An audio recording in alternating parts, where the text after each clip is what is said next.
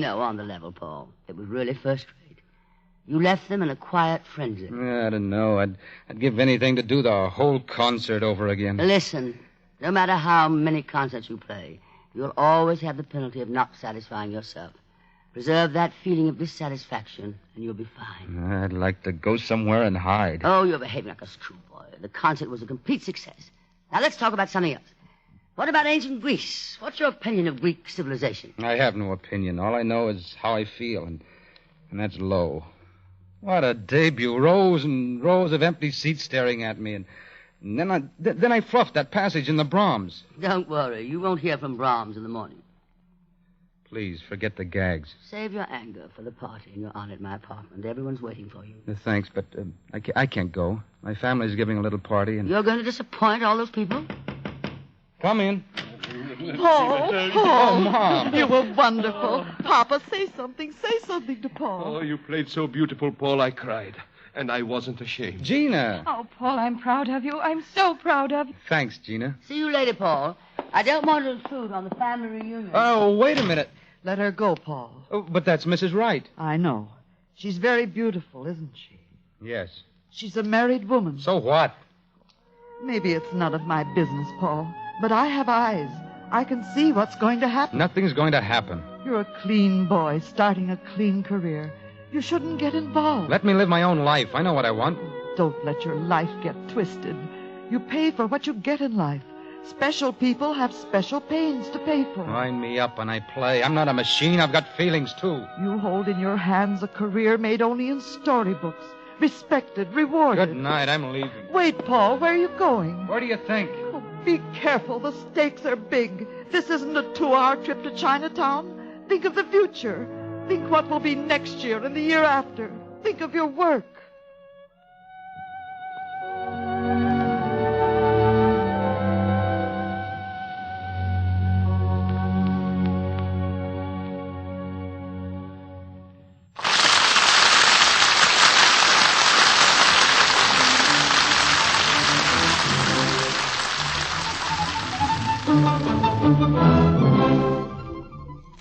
The debut of a violinist of uncommon power and integrity is the news this morning.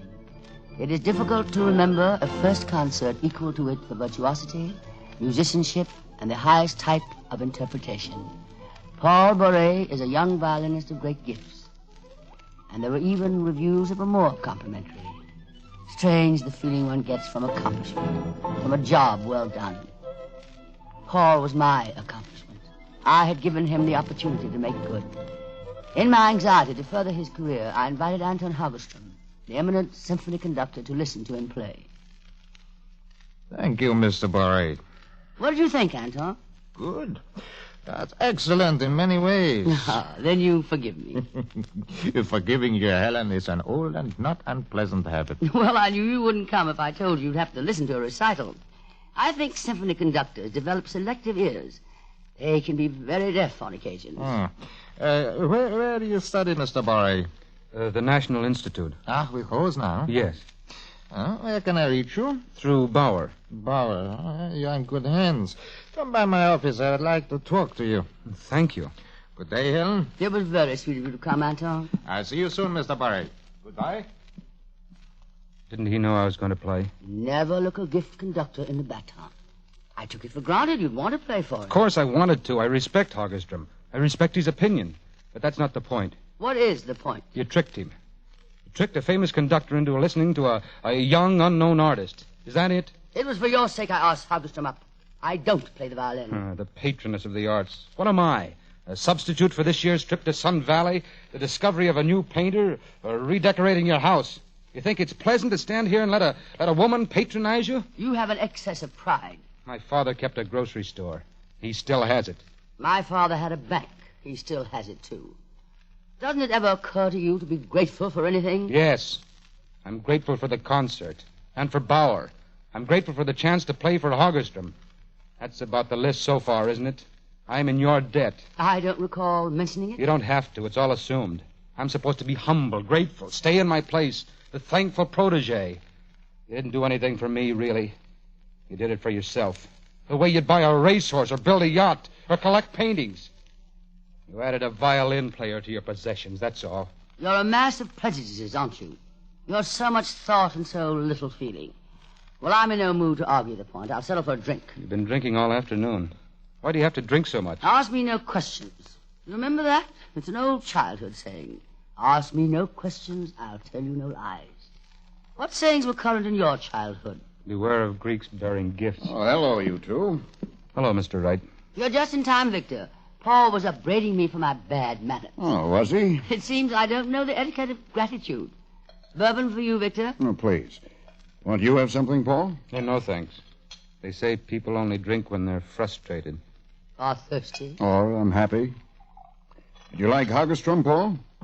Your wife was kind enough to introduce me. Soda and yours, Victor? Oh, please. You should really have heard Paul, Victor. He has some very original ideas. He has been expanding on my general uselessness. He thinks I live a wasted life.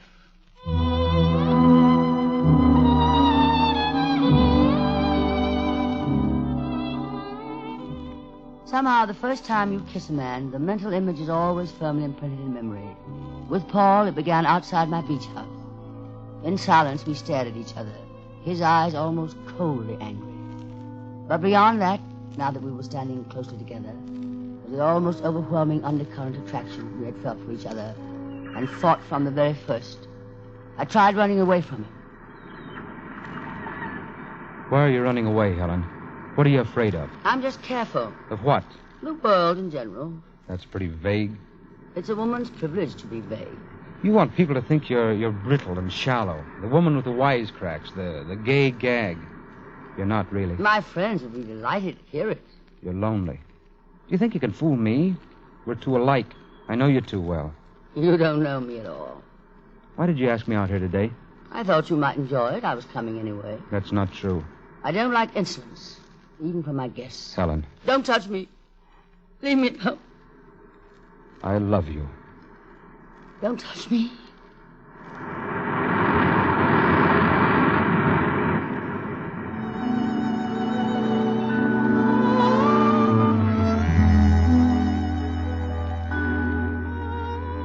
Then deliberately, without haste, we kissed. And the kiss which began in anger and struggle found us stripped of tension and defense. Then the earth and the heavens seemed to swallow us up, and time too fleetingly passed.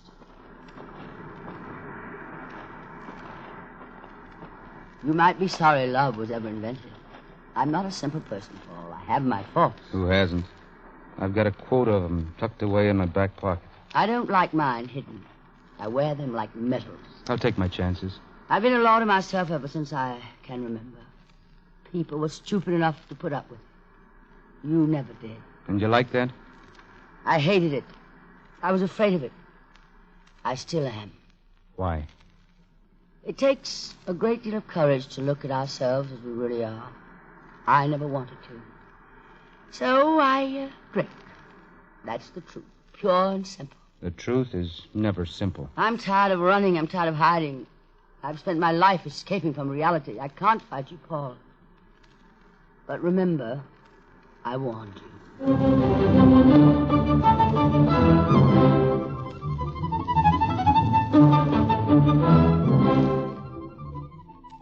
Soon after, Paul began his triumphant concert tour. One night while he was gone, I had a dream. Paul was playing his violin with great intensity. He was trying to forget me, but my image returned insistently, growing larger and larger, until climatically my face covered the whole auditorium, symbolizing his inability to forget me. Then as the rhythm of the concerto mounted to a final crescendo, abruptly at its highest pitch, there was the peculiar, harsh, zinging sound of a string breaking. The music stopped, and my image disappeared. Paul, white with emotion, shaken, stared at the broken string. That dream has never left my memory. And when Paul returned and didn't call me, I sought him out. I found him at a little Italian restaurant with Gina. Why is your father always late, Paul? Well, you know Papa. He has no sense of time. It's a modern invention. Papa has no use for modern inventions. Maybe he's right. No one seems to have time anymore. Well, I've been up to my ears, Gina. The tour and recordings. You know how it is. No, I don't. Ah, come on. You're not really angry at me, are you? You're a blank check in my emotions. Any amount you want to write in. Don't you believe that? No, you've changed. But then I guess we ought to be able to forget old friends. Pack them away in some dim corner like last year's souvenirs. Blot them out of time and mind. That would be the kindest way. What do you expect me to say? Roses are red, violets are blue, and so am I. I'm blue. Hello, Paul. Helen.